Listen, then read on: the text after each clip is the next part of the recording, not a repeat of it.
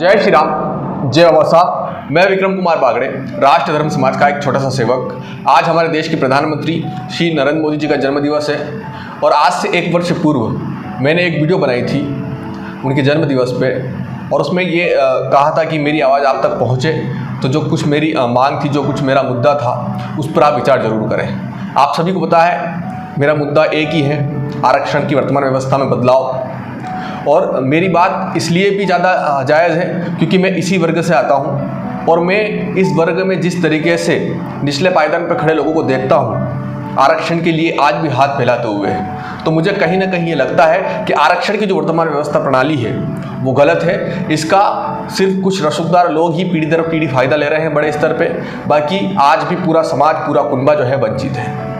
आरक्षण तो रही दूर की बात, लेकिन आरक्षण के नाम पर आज जो लोग सक्षम हो गए हैं, जो बड़े पायदानों पर हैं, वो समाज को, निम्न वर्ग के लोगों को धर्मांतरण दे रहे हैं, नफरत दे रहे हैं। कभी कहते हैं ब्राह्मणों ने गलत किया, कभी कहते हैं राजपूतों ने गलत किया, कभी कहते हैं कि इन्होंने गलत किया, कभी कहता है उन्होंने गलत किया। किसी भी तरीके से सिर्फ और सिर्फ सनातन के विरुद्ध खड़ा करना है पूरे समाज को।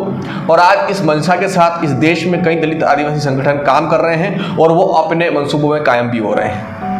हम देखते हैं इस देश में कहीं पर भी किसी भी दलित के साथ आकस्मिक कोई भी घटना हो जाती है तो उसको हमेशा से जातिवाद का रंग देकर उसको एक जातिवादी घटना से जोड़ा जाता है। देश में आए दिन कहीं न कहीं हमें यह खबर सुनने को मिल जाती है, हमें यह घटना देखने को मिल जाती है।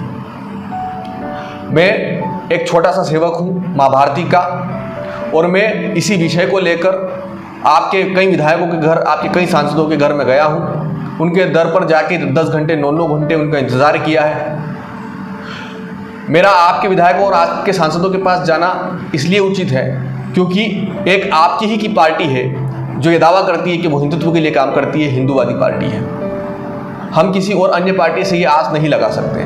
तो आज जब हिंदुत्व धर्म खतरे में है, आज जब हिंदुत्व खतरे में है और हिंदुत्व को तोड़ने के लिए इस देश में कई दलित और आदिवासी संगठन काम कर रहे हैं, तो उनकी सच्चाई सामने लाने के लिए, आरक्षण की व्यवस्था में बदलाव लाने के लिए जब मैं आपके सांसद और विधायकों के पास जाता हूं तो वो कहते हैं कि अगर कोई अपराध करता है, कोई हिंदू धर्म को गाली देता है तो उसके लिए कानून बना हुआ है, हमें आरक्षण छोड़ने की ज़रूरत नहीं है।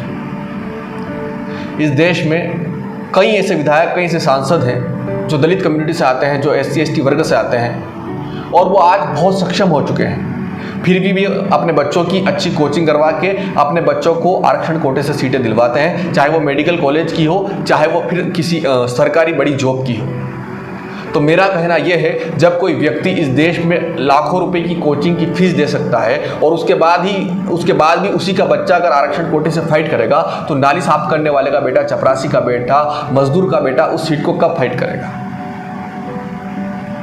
आरक्षण से कोई दिक्कत नहीं है, आरक्षण से कोई परज नहीं है, लेकिन जो आरक्षण की व्यवस्था प्रणाली है उसमें बदलाव किया जाए। या तो आरक्षण में क्रीमिलियर लगाया जाए या अब आरक्षण को आर्थिक स्तर पर लागू कर दिया जाए। ये राष्ट्र के लिए और धर्म के लिए दोनों ही हितों में सही है।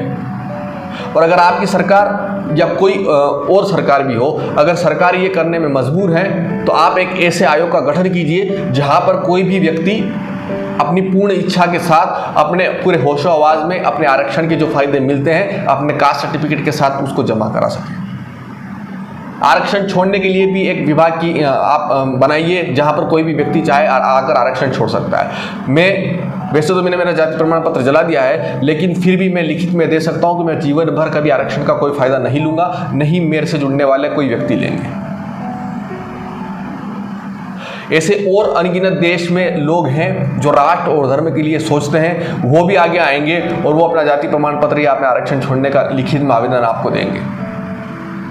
और मैं समाज के उन लोगों से भी कहना चाहूँगा जो SC ST के विधायक, सांसद आपके पास वोट लेने आए, पहले आप उनसे पूछिएगा क्या उन्होंने राष्ट्र हित में आरक्षण जोड़ा है, तभी आप उनको वोट दीजिएगा।